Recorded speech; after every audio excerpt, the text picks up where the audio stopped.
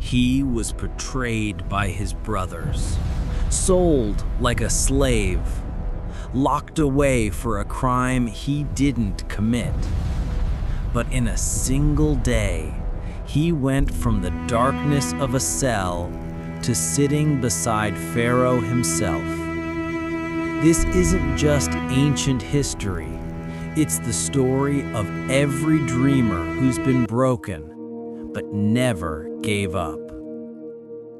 Joseph was the youngest son of Jacob, a boy with dreams too big for his brothers to understand.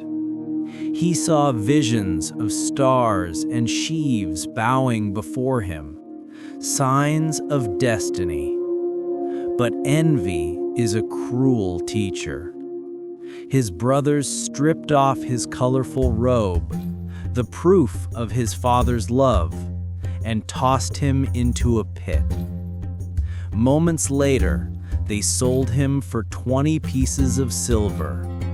The dreamer became a slave, yet the dream still burned within him. In Egypt, Joseph was bought by Potiphar, an officer of Pharaoh. Far from home, surrounded by foreign gods and strange tongues, Joseph chose integrity over bitterness. Everything he touched prospered, because even in slavery, God was with him. Soon, Potiphar trusted him with his entire house. But when success rises, so does temptation. Potiphar's wife desired him. Joseph refused. How could I do this evil and sin against God? Humiliated, she accused him of betrayal. Potiphar believed the lie. Chains again. In the cold darkness of prison, Joseph still served. He interpreted dreams for Pharaoh's servants, offering hope behind stone walls. One promised to remember him, and then forgot. 2 long years passed in silence. But Joseph never cursed God. He waited. He believed. Sometimes the hardest prison isn't made of iron, it's made of time.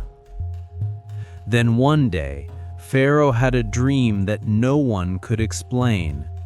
7 fat cows devoured by 7 thin ones. At last, the forgotten servant remembered Joseph. Shaved, robed, and summoned before Pharaoh, Joseph stood calm and humble. It is not in me. God will give Pharaoh the answer. He revealed 7 years of abundance, followed by 7 years of famine. Pharaoh saw divine wisdom in him and declared, "Who else can we find like this, a man in whom is the Spirit of God?" And in one day, Joseph went from chains to a chariot. Years later, famine struck. Joseph's brothers came to Egypt begging for grain and bowed before him, never recognizing the brother they betrayed.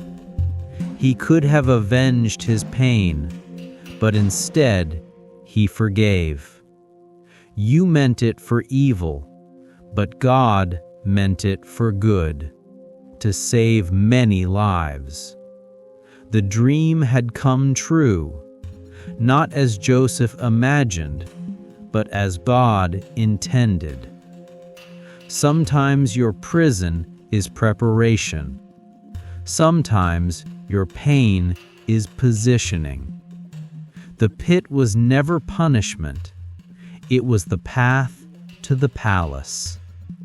So when your world falls apart, remember Joseph, because God never wastes a wound. Joseph went from servant to prisoner, from trusted to forgotten.